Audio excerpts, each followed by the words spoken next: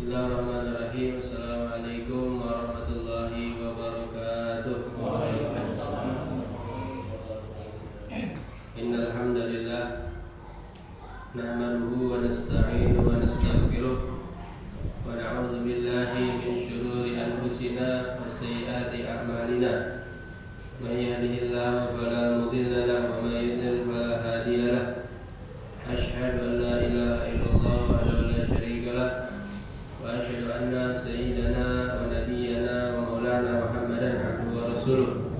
Allahumma shalli ala sayyidina Muhammad al-fatih lima ughliqa wal khatim lima sabaq nasiril haqqi bil haqqi wal hadi ila siratikal mustaqim wa ala alihi wa sahbihi haqqa qadrihi wa miqdarihil azim.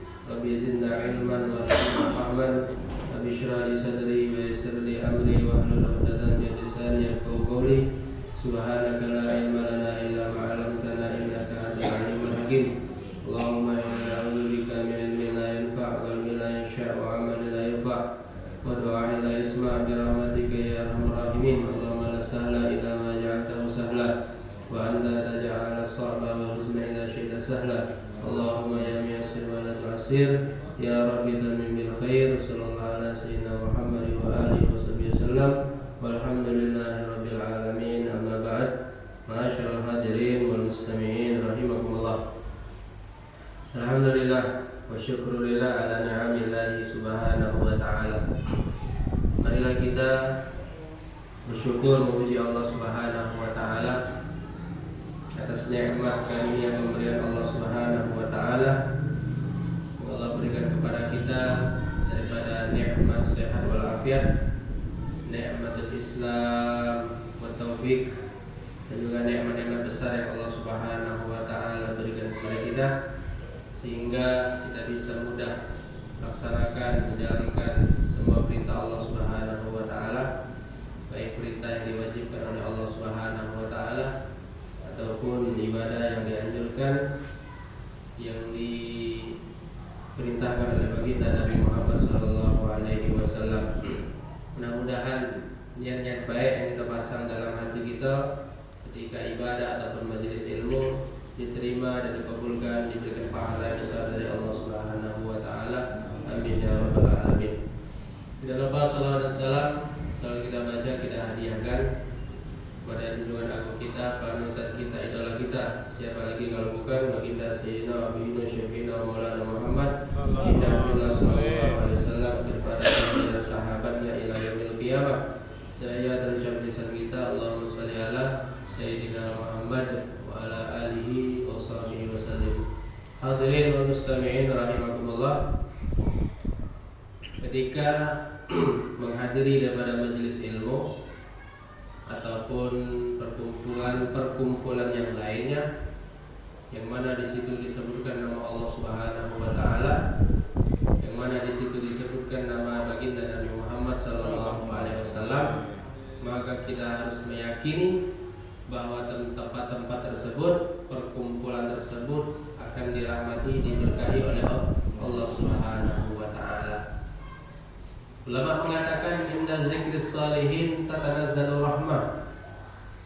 Ketika kita ngumpul majelis cerita ulama, cerita wali, cerita orang-orang soleh, tatanazzalu rahmah, maka akan turun rahmat kasih sayang Allah Subhanahu wa taala. Cerita wali fulan, ulama fulan, orang soleh fulan, kita cerita manaqib mereka, kehidupan mereka, ilmu mereka, ahlak mereka, maka rahmat kasih sayang Allah Subhanahu wa taala Allah akan turunkan pada tempat itu.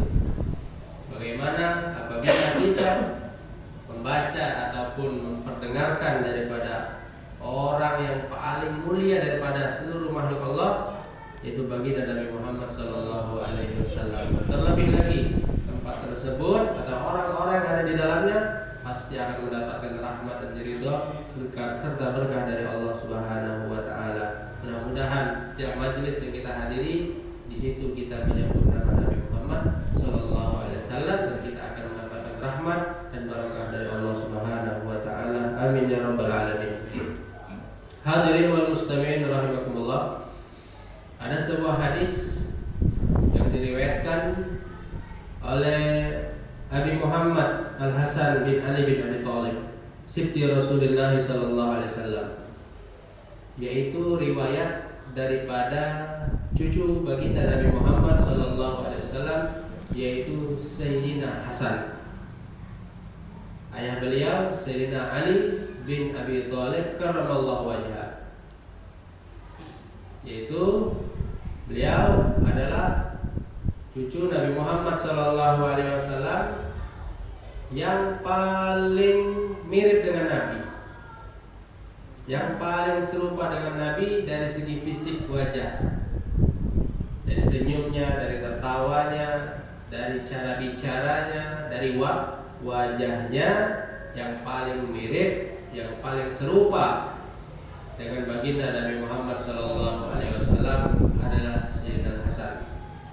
Beliau lahir di pertengahan bulan Ramadan, yaitu tahun ketiga daripada Hijriyah, dan beliau meninggal di tahun 50 Hijriyah.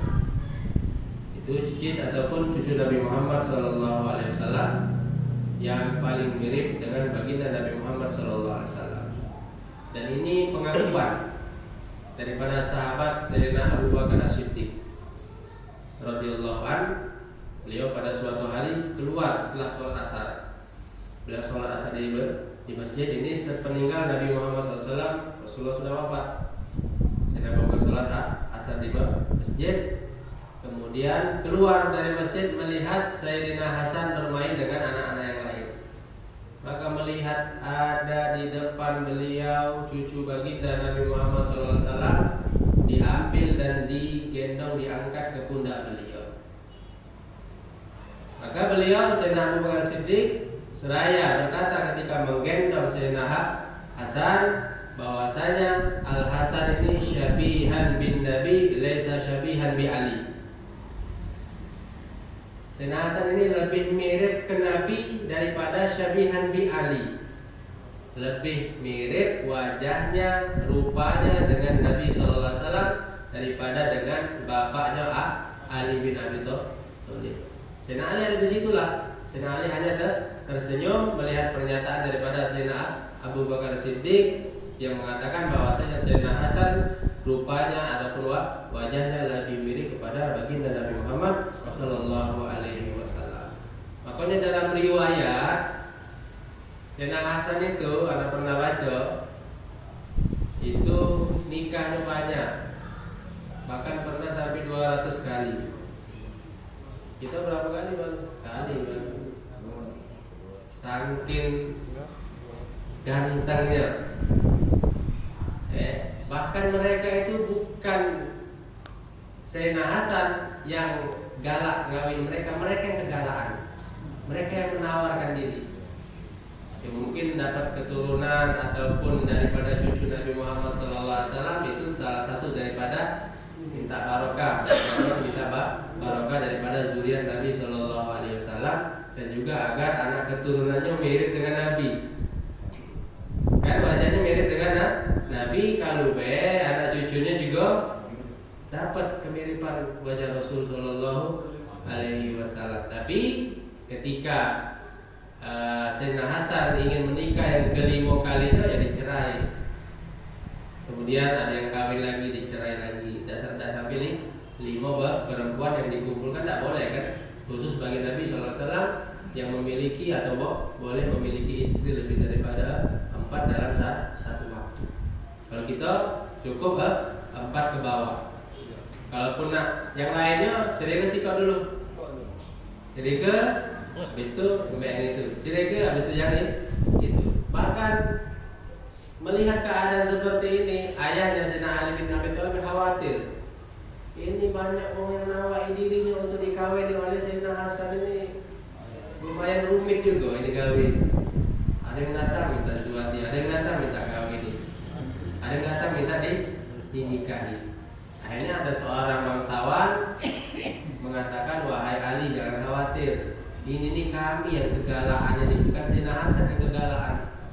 Kami yang menawarkan anak-anak perempuan kami kepada Sayyidina Hasan untuk dinikahi. Jadi jangan ingin mendapatkan barokah daripada darah ataupun zuriat baginda Nabi Muhammad sallallahu alaihi wasallam dan ingin mendapatkan keserupaan wajah yang mengarah kepada baginda Nabi Muhammad sallallahu alaihi wasallam. Wa raihanatihi, dan Sayyidina Hasan adalah cucu Nabi sallallahu alaihi wasallam sebagai pengharum beliau, wewangian Nabi Muhammad sallallahu alaihi wasallam. Nabi menganggap Sayyidina Hasan adalah wangian, parfum untuk beliau sallallahu alaihi wasallam. Dan bukti Nabi sering menciumi daripada Sayyidina Hasan dan juga Sayyidina Husain. Ini sifat ataupun rasa kasih sayang Nabi Muhammad sallallahu alaihi wasallam yang beliau tunjukkan kepada anak kecil, yaitu kepada cucunya Sayyidina Hasan. Ketika lagi pelukan ataupun dicium bermain-main dengan Sayyidina Hasan, ada orang Badui melihat keadaan seperti itu. Wahai Rasulullah, engkau pemimpin, engkau Rasul, hanya kurang pantas macam itu bermain-main dengan anak-anak, dengan cucu sendiri. Akhirnya Nabi mengatakan, kau punya anak berapa ekor? Aku punya anak 10 ekor. Tidak pernah aku ciumi, tidak pernah aku peluk, tidak pernah aku sayang. Aku biasa sama mereka. Kata Nabi SAW, kalau macam itu, man la yarham la yurham. Wong yang tidak pernah kasih sayang, wong yang tidak pernah memberikan rahmat kasih sayang kepada orang lain, maka tidak akan dikasihani oleh Allah. Tidak pernah diberi rahmat kasih sayang dari Allah Subhanahu wa taala. Itu sayang sama anak kita, sayang sama cucu. Karena memang itu yang dicontohkan oleh baginda Nabi Muhammad sallallahu alaihi wasallam. Dan Sayyidina Hasan ini adalah cucu Nabi sallallahu alaihi wasallam yang tidak galak banyak masalah. Tak galak ribut, tak galak cekcok, tak galak ada pertumpahan darah. Bahkan ketika Sayyidina Ali ayah beliau itu meninggal dunia syahid, maka khalifah tersebut diberikan kepada beliau. Beliau diangkat menjadi khalifah, tapi beliau tidak mau. Kenapa? Takut ribut, takut pecah, pertumpahan darah. Akhirnya khalifah tersebut diberikan kepada Muawiyah bin Abi Sufyan. Adalah kalau pemimpinnya kaki ribut, kaki kepala, pertumpahan darah. Akhirnya sudah legowo, diberikan kepemimpinan khilafah kepada Muawiyah bin Abi Sufyan. Beliau sangat tawadu, rendah hati, tidak malu kepada orang lain, terutama orang miskin. Ketika beliau lagi naik kuda dengan gagahnya, maka di pinggir kota tersebut ada orang miskin lagi makan roti, lagi duduk-duduk di pinggir jalan lagi makan roti. Akhirnya Sayyidina Hasan lewat dengan kudanya, dipanggil, wahai Amirul Mukminin, wahai cucu baginda Nabi sallallahu alaihi wasallam, ayo mampir makan sama kami. Ayo makan duduk sini sama kami makan roti. Jika ada yang manggil, orang miskin pula langsung turun dari kuda. Ayo turun, melok makan itu. Tidak malu, tidak gengsi. Padahal beliau khalifah pada saat itu dan juga kedudukannya cucu baginda Nabi Muhammad sallallahu alaihi wasallam. Bahkan setelah beliau memakan roti yang dihidangkan, yang ditawarkan oleh orang-orang miskin tersebut, nanti besok lusa kalian yang datang kepada aku undang kalian untuk makan hidangan yang aku akan hidangkan kepada kalian. Dan mereka datang dihidangkan oleh Sayyidina Hasan dan diberikan uang hadiah. Ini bentuk rendah hati dan juga kedermawanan daripada Sayyidina Hasan, cucu baginda Nabi Muhammad sallallahu alaihi wasallam. Beliau meriwayatkan tidak banyak hadis, yaitu diantaranya hadis beliau mengatakan, hafiztu min Rasulillah sallallahu alaihi wasallam. Aku hafal, aku mendengar sabda baginda Nabi Muhammad sallallahu alaihi wasallam. Beliau bersabda, da' ma yaribuka ila ma la yaribuka. Da' tinggalkan ma yaribuka, sesuatu yang membuat kamu ragu. Tinggal ke apa yang membuat kita ragu, yang membuat kita bimbang, tinggalkan. Ila ma la yaribuka, menuju ke sesuatu yang tidak membuatmu ragu. Yang ragu ini tinggalkan, beralih pindah ke sesuatu yang tidak meragukan kan? Sesuatu yang ragu ini berarti kita tidak yakin. Ada keraguan di dalam hati kita, dan itu pasti ada pada diri manusia. Kenapa macam itu? Karena yang membuat ragu adalah syaitan.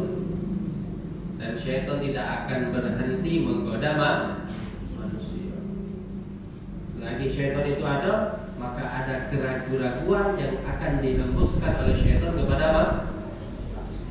Baik keraguan dalam akidah, baik keraguan dalam syariat, baik keraguan dalam hal-hal yang lain dibuat kita ragu. Maka ini poinnya. Ada yang meragukan, maka kita tinggalkan dulu sampai sesuatu itu jelas dan yakin untuk kita, baru kita lakukan, kita amalkan. Dan hadis ini senada dengan hadis yang pernah kita sampaikan, yaitu tentang syubhat. Innal halal bayyinun wa innal haram bayyinun wa bainahuma umurun mushtabihat la ya'lamuhunna katsirun minan nas. Ini halal jelas, ini haram jelas. Kalau halal dipakai, kalau halal dimakan, kalau haram ditinggalkan, dijauhi. Wa bainahuma umurun mushtabihat. Di tengah-tengahnya antara halal dan haram ada namanya syubhat. Dan wong banyak tidak tahu. Wong banyak tidak tahu. Bisa jadi tidak tahu, ataupun pura-pura tidak tahu, ataupun tidak galak tahu. Tidak pengen tahu sama tidak tahunya. Itu syubhat buktinya. Dan Rasulullah SAW mengatakan syubhat itu lebih mengarah kepada yang haram. Intinya kalau makan syubhat, lebih besar kemungkinan makan haram. Kalau melakukan syubhat, besar kemungkinan dia melakukan yang diharamkan oleh Allah Subhanahu wa ta'ala. Jadi sesuatu yang meragukan kita tinggalkan sampai jelas kita mengetahui daripada perkara tersebut, kita menuju sesuatu yang jelas untuk kita, baru kita amalkan. Banyak hal-hal yang sering kita terjadi dalam kehidupan kita sehari-hari. Contohnya wudu, misal datang ke musola, datang ke masjid, sudah masuk, sudah qomat, imam Allahu Akbar sudah masuk di dalam sholat, kita akhirnya ada yang membuat kita ragu.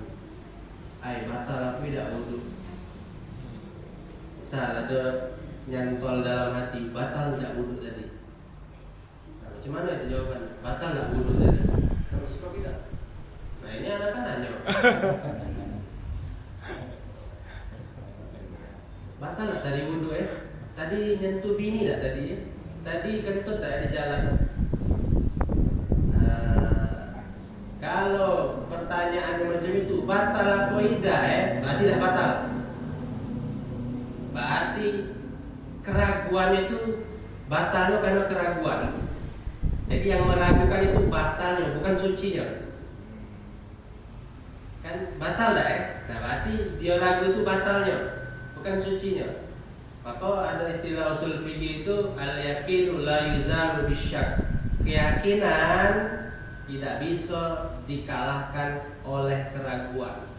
Ragu pasti kalah oleh keyakinan. Kita yakinnya bersuci, kita yakin ada wudu, tapi ragunya batal. Berarti yang ragu ini buang, kalah.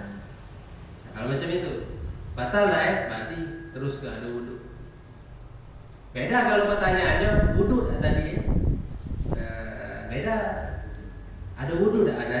Atau wudu tak tadi? Tadi kan misal batal, buang air, BAB. Nah, kita ragunya wudu apa tidak tadi? Tadi berwudu apa tidak ke musola tadi? Sebelum ke musola berwudu apa tidak? Nah, ragunya apa? ragunya berwudu apa tidak? Berarti yakinnya tidak berwudu, berarti dia harus wudu. Karena yakinnya tidak berwudu, ragunya berwudu. Jadi contoh sehari-hari yang mungkin kita mengalami daripada hal keraguan dalam ibadah, khususnya dalam wudu. Ataupun sudah masuk dalam sholat, Allahu Akbar. Ini rakaat ketiga apa keempat ya? Ini rakaat ketiga apa keempat ya? Kira-kira ketiga apa keempat? Nah, rakaat keempat itu ragu, rakaat ketiga itu ya yakin. Berarti kita ngambil rakaat ketiga karena yakin. Berarti kita nambah 2 rakaat lagi kalau itu sholat isya atau sholat zuhur. Berarti kita masuk ke rakaat ketiga, sujud, kaget nambah siko lagi rakaat keempat. Kan sering kan gitu kan, ini rakaat keempat apa ketiga apa keempat, atau ini rakaat kedua apa ketiga. Berarti yang ragunya rakaat ketiga, yang yakinnya rakaat kedua. Berarti kita ngambil rakaat kedua. Tapi tidak perlu sujud sahwi itu. Kaget sujud sahwi karena keraguan tadi. Jadi hal-hal yang seperti tadi sering terjadi pada diri kita dalam ibadah kita sehari. Intinya ketika ada yang ragu, maka buanglah keraguan tadi. Yang meragukan, yang tidak jelas, yang masih abu-abu, singkir ke buang. Kita ambil amalkan yang yakin. Itu yang dikatakan oleh baginda Nabi Muhammad sallallahu alaihi wasallam, da' ma yaribuka ila ma la yaribuka. Tinggalkan sesuatu yang meragukan kamu beralih dan menuju kepada sesuatu yang tidak membuat kamu ragu dalam segala apapun. Kita ambil yang yakin kepada diri kita. Hadirin wal mustami'in yang dirahmati oleh Allah Subhanahu wa taala. Mari kita membaca daripada kitab Khosais Umatil Muhammadiyah dan Habib Sayyid Muhammad bin Alawi Al-Maliki. Kita berada pada poin ke-9 daripada kemuliaan umat Nabi Muhammad sallallahu alaihi wasallam yang tidak diberikan kepada umat-umat yang lain. Yang berikutnya, bismillahirrahmanirrahim. At-ta'un azabun 'alal umamis sabiqati. Wa qad akhbarana sallallahu alaihi wasallam annahu kana rijsan wa 'adaban ursila 'ala ta'ifatin min bani Israil wa ghairihim. Amma hadhil ummah fa inna Allah ja'alahu rahmatan bihim wa syahadatan lahum kadza fis sahih. Yaitu ta'un, wabah. Kalau ada wabah, penyakit menular, virus terjangkit kepada umat-umat terdahulu, berarti itu azab untuk mereka.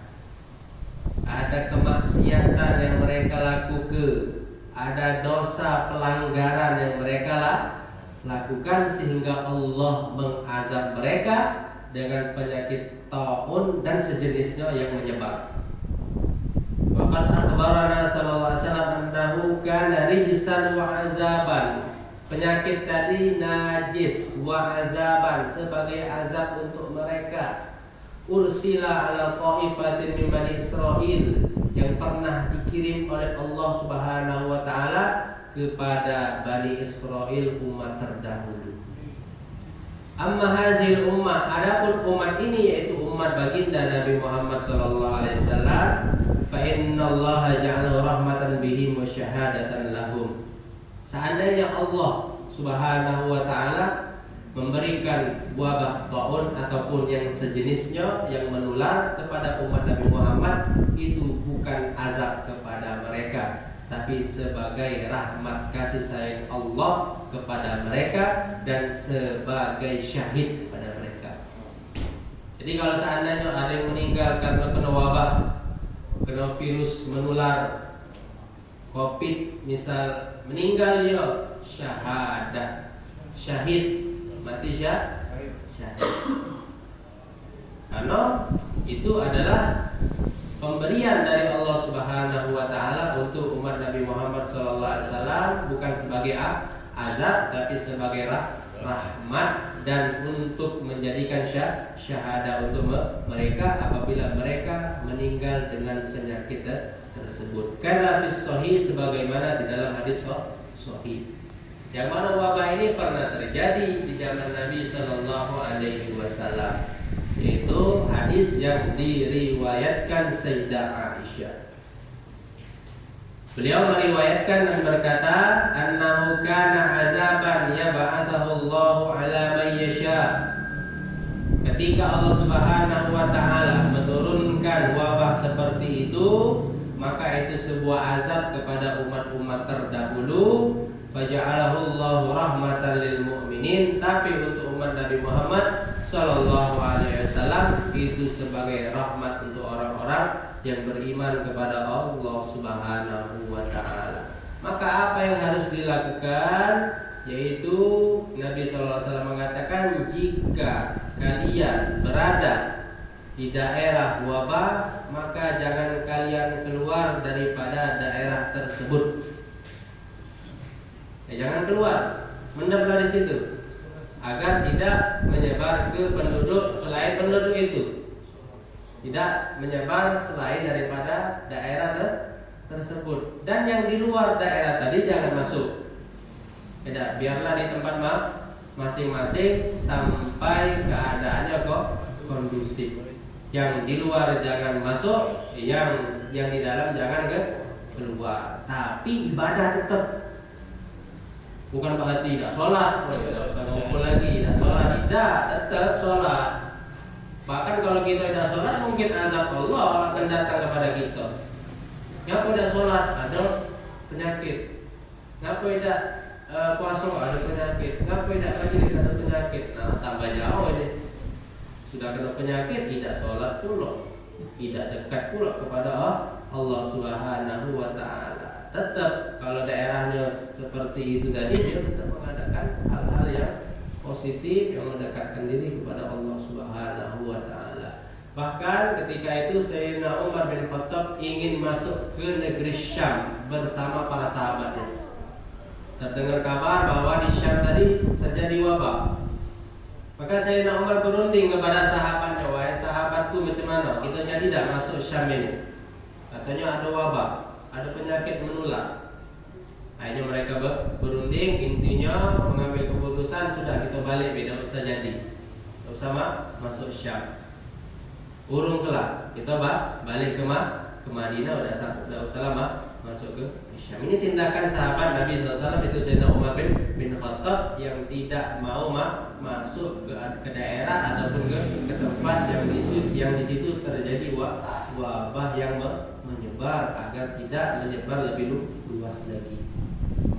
Jadi taun, penyakit yang menyebar, yang wabah menyebar tadi, kalau umat yang terdahulu adalah azab, tapi untuk umat Nabi Muhammad sallallahu alaihi wasallam adalah rahmat dan syahadah kepada mereka. Kemudian yang ke-10, tahrimu ba'dit thayyibat minal at'imah. Diharamkan sebagian makanan-makanan yang baik daripada makanan-makanan yang halal. Kalau awal kali umat Bani Israil itu semuanya halal. Yang thayyibat, yang baik-baik, yang bagus-bagus halal untuk mereka. Ya karena mereka ini kan nyenyel, tidak banyak tingkah. Diinjak 3 pengen 2, diinjak 2 pengen 3.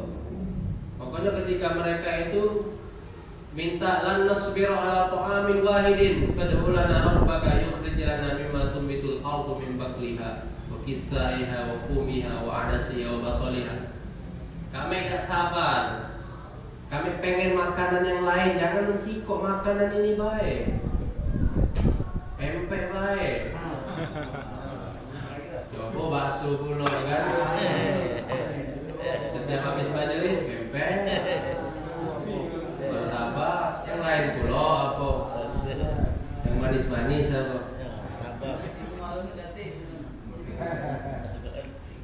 Jadi Bani Israil macam itu, tidak sabar dia, minta sama Nabi Allah Musa alaihi salam agar Allah Subhanahu wa taala memberikan makanan-makanan yang lain. Maka diturunkan wa anzala alaikumul manna wassalwa. Maka diturunkan, diberikan kepada mereka makanan yang namanya manna wassalwa. Ulama mengatakan manna itu ya sejenis madu. Salwa itu sejenis burung puyuh yang bisa diambil dengan mudah, ditangkap dengan mudah, kemudian diseperti. Intinya ada makanan yang mereka pinta selain makanan yang sudah ditetapkan oleh Allah Subhanahu wa taala.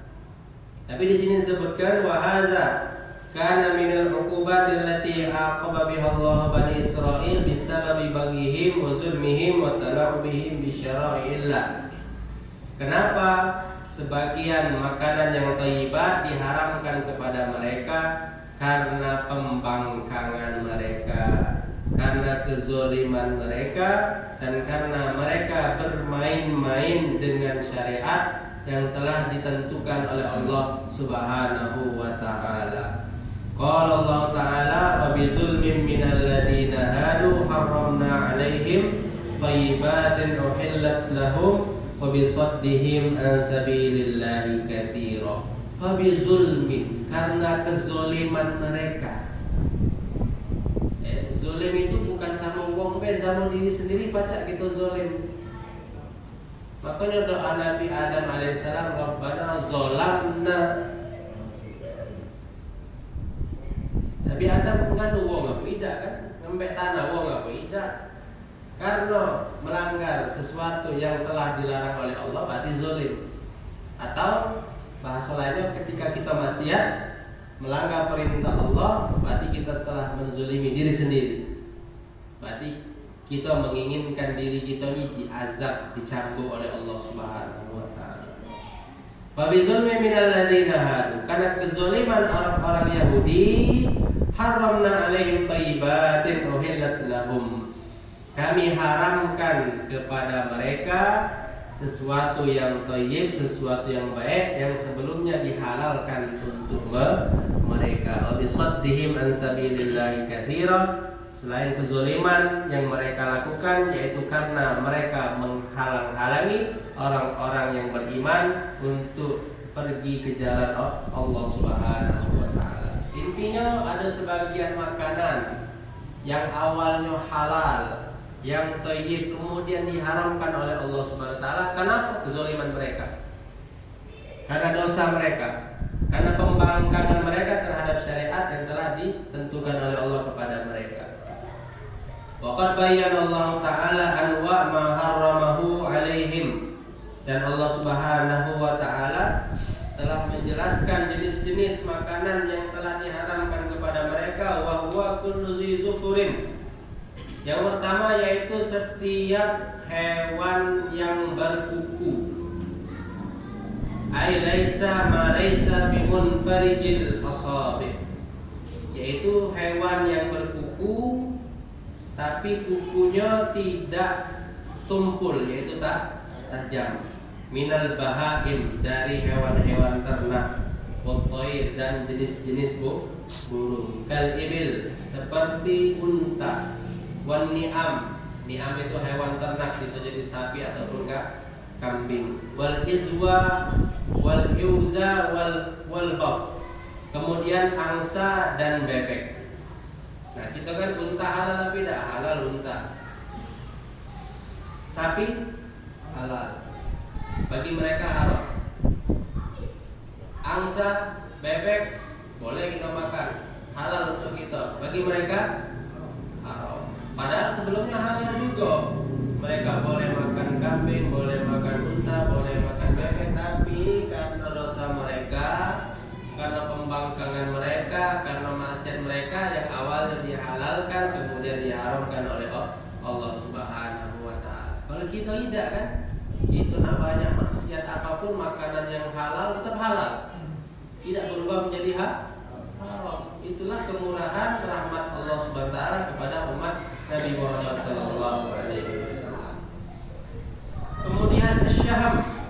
Syaham itu al-madatud duhniyah allati takunu fil hayawan, zat ataupun unsur unsur minyak yang ada pada jasad hewan ataupun lemak, minyak lemak. Nah itu kepada mereka Bani Israel, lemak ataupun gaji itu haram kepada mereka. Baik gaji daripada bakor, sapi ataupun kambing, tidak boleh mereka makan gaji.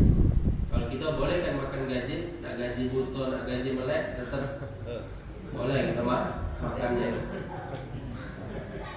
Wa abaha lahum minha asyuhub al-mukhtalitatu bil idhami. Tapi ada sebagian lemak ataupun gaji yang boleh dimakan oleh mereka, yaitu lemak yang menempel pada tulang hewan itu.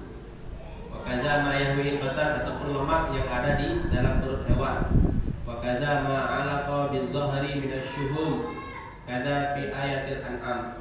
Ataupun halal juga kepada mereka lemak yang menempel pada punggung hewan yang telah ditentukan oleh Allah Subhanahu wa taala yang ditetapkan di surah Al-An'am, yang ada di surah Al-An'am. Itu ada ayat yang menjelaskan tentang makanan-makanan ataupun hewan-hewan yang diharamkan kepada mereka Bani Israel. Ammal ummatul Muhammadiyah, adapun umat Nabi Muhammad sallallahu alaihi wasallam, fa inna Allah taala abahalaha kullu thayyib. Allah Subhanahu wa taala membolehkan, menghalalkan setiap yang baik untuk umat Nabi Muhammad. Asalkan baik, asalkan tidak membahayakan, tidak ada racun, tidak ada yang mudarat untuk kita makan. Kecuali memang ada ayat ataupun hadis melarang. Seperti hewan buas tidak boleh, yang dua alam tidak boleh. Nah selain itu boleh. Kalau memang tidak kasih larangan dari Nabi ataupun dari ayat, kalau kita pikir itu thayyib, itu baik, tidak membahayakan, maka halal untuk kita makan. Al-yawma uhilla lakum thayyibat, hari ini dihalalkan bagi mereka makanan-makanan yang baik. Al-Maidah.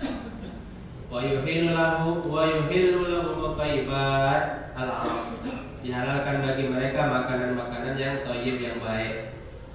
Wa harrama 'alaiha kulla khabith, dan diharamkan kepada mereka makanan yang jelek, makanan yang menjijikkan. Bagaimana firman Allah Al-A'raf, wa yuharrimu 'alaihimul khaba'is, dan diharamkan kepada mereka makanan yang jelek, makanan yang menjijikkan atau membahayakan.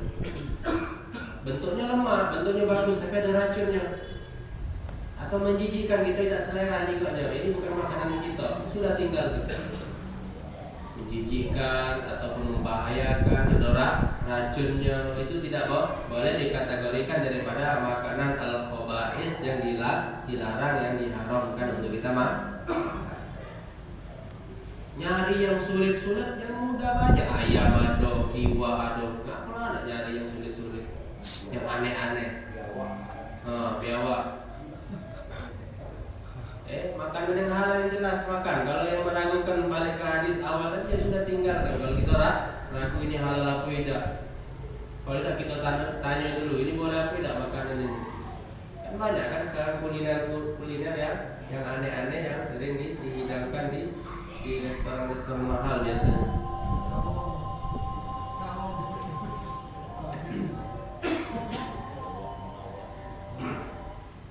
Kemudian yang terakhir, ada dua lagi, ada tiga. Tahrimul ghanaim alaihim, diharamkan ghanimah, rampasan perang. Mereka berperang, ada kan ghanimahnya, rampasan harta perang yang ditinggalkan oleh orang kafir, yang ditinggalkan oleh musuh. Kalau kita halal, boleh diambil kudanya, baju perangnya, kalau dia bawa perhiasan misal, ambil.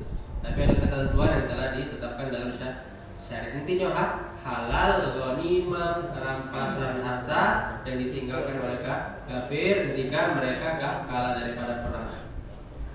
Kalau umat terdahulu tidak boleh diambil, tidak boleh dibagikan. Jadi macam mana? Bahkan idza tanimu syai'an min a'daihim lam yahillu lahum ay ya'khudhu wa yatasarrafu fihi bal yajma'unahu wa tanzilu narun minas sama' fatahraqahu fa yakunu dzalika alamata qabuli wazwatihim.